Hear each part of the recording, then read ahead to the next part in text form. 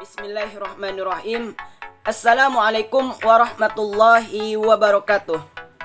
Baiklah, kami dari kelompok 4 pengantar pendidikan akan mempresentasikan hasil diskusi kami dengan judul materi pendidikan dan pembangunan.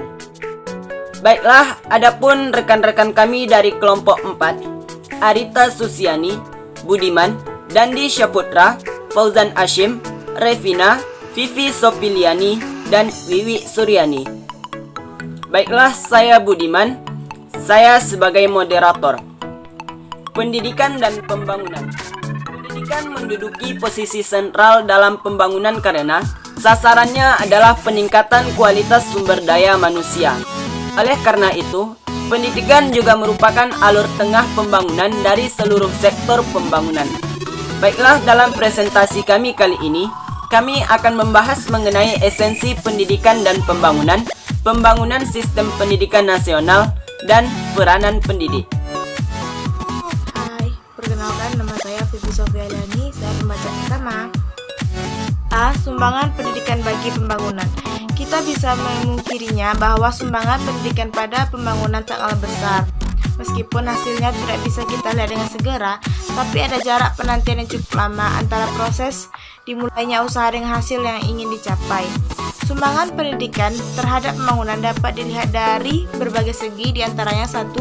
Segi sasaran pendidikan. Pendidikan adalah usaha sadar yang ditujukan kepada peserta didik agar menjadi manusia yang berkepribadian kuat dan utuh serta bermoral tinggi. 2. Segi lingkungan pendidikan. Klasifikasi ini menunjukkan peran pendidikan dalam berbagai lingkungan atau sistem. 3. Segi jenjang pendidikan. Jenjang pendidikan meliputi pendidikan dasar atau basic education, pendidikan lanjut, menengah, dan pendidikan tinggi. 4. Segi pembinaan kerja atau sektor kehidupan. Pembinaan kerja menurut sektor kehidupan meliputi bidang ekonomi, hukum, sosial politik, keuangan, perhubungan, komunikasi, pertanian, pertambangan, pertahanan, dan lain-lain. Baiklah, saya akan melanjutkan materi dari Vivi, yaitu B. Pembangunan sistem pendidikan nasional. Bagian ini akan mengemukakan dua hal, yaitu mengapa sistem pendidikan harus dibangun dan wujud Sisdiknas. 1. Mengapa sistem pendidikan harus dibangun? Sistem pendidikan perlu dibangun agar dapat memenuhi kebutuhan manusia.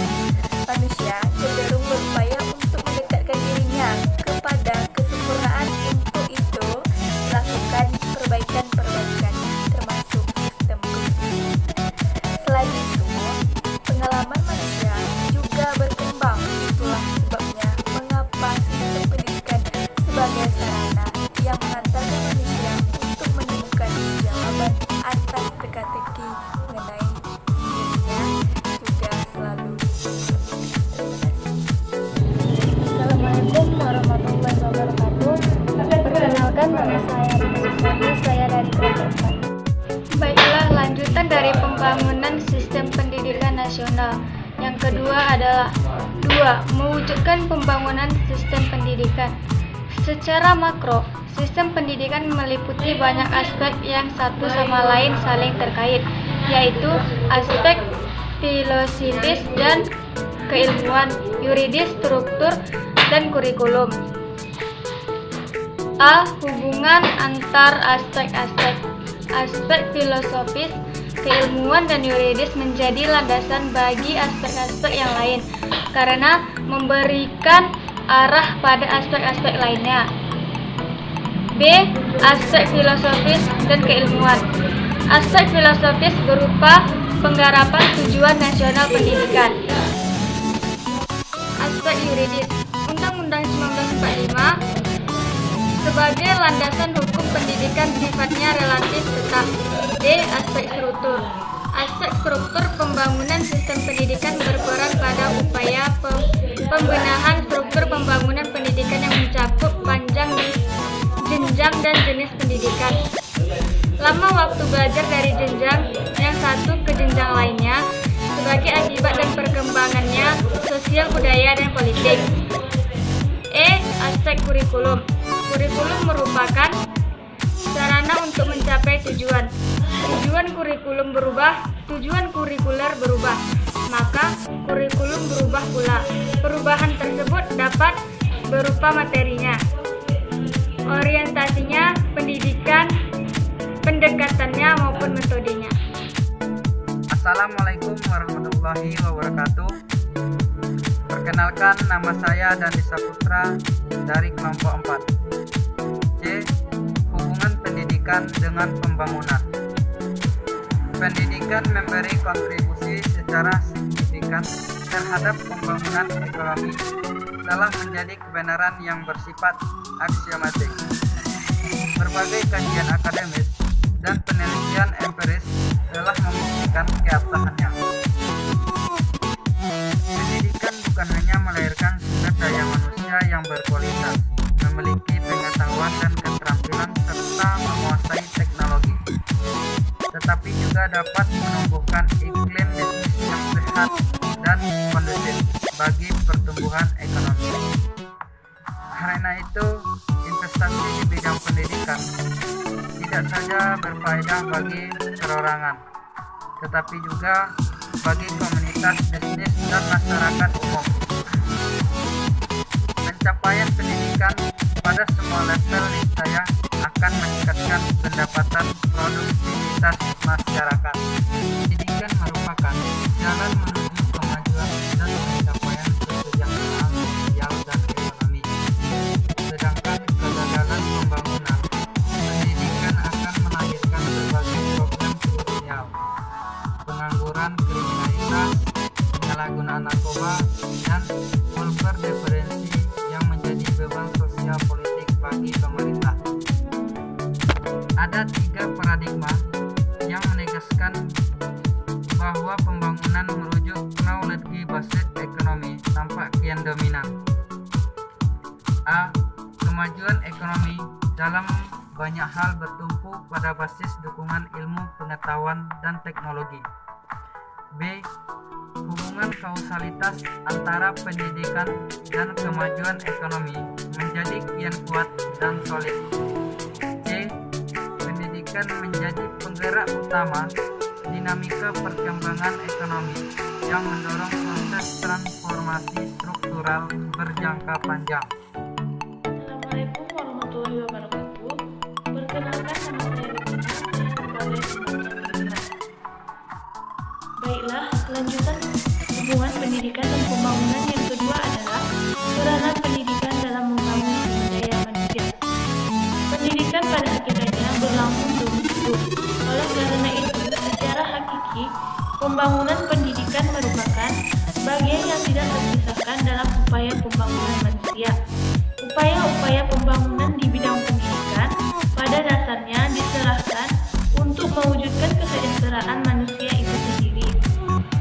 Karena pendidikan merupakan hak setiap warga negara, di dalamnya terkandung makna bahwa pembelajaran layanan pendidikan kepada individu, masyarakat, dan warga negara adalah tanggung jawab bersama antara pemerintah, masyarakat, dan keluarga.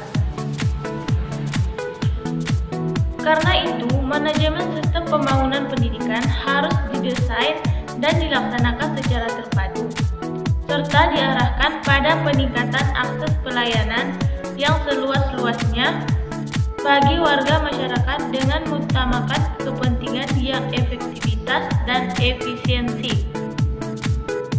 Upaya pembangunan pendidikan yang dilakukan memiliki landasan komitmen internasional sebagai visi bersama berbagai negara di dunia melalui kesepakatan yang dikenal dengan Kesepakatan Dasar Segenal tahun 2000. Kesepakatan dasar yang diimplementasikan dan dalam kesepahaman Education for All atau EVA meliputi 6 komponen penting, diantaranya yaitu 1. Pendidikan anak usia dini atau PAUD, 2. Pendidikan dasar, 3. Pendidikan keaksaraan, 4.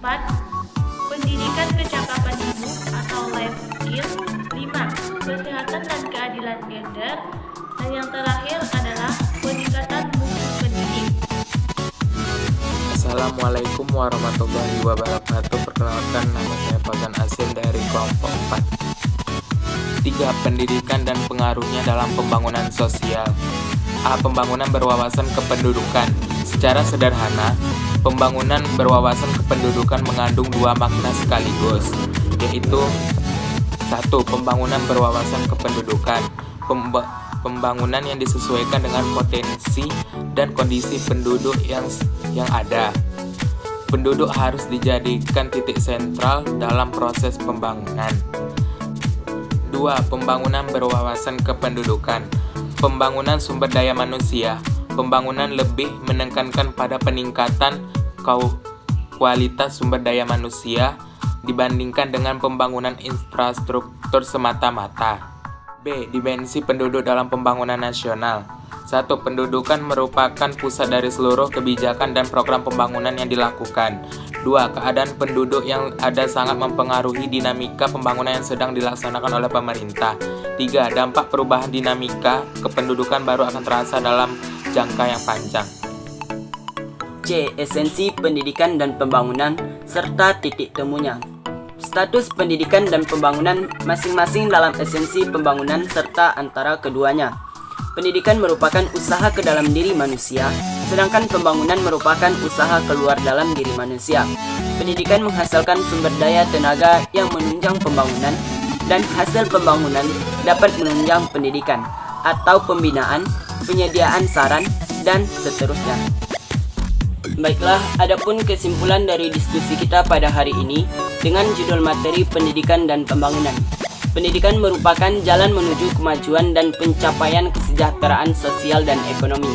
Sedangkan kegagalan membangun pendidikan akan melahirkan berbagai problem krusial, di antaranya pengangguran, kriminalitas, dan penyalahgunaan narkoba.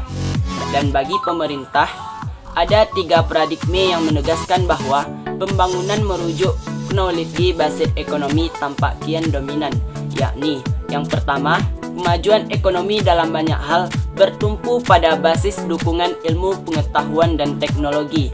Yang kedua, hubungan kausalitas antara pendidikan dan kemajuan ekonomi menjadi kuat dan solid.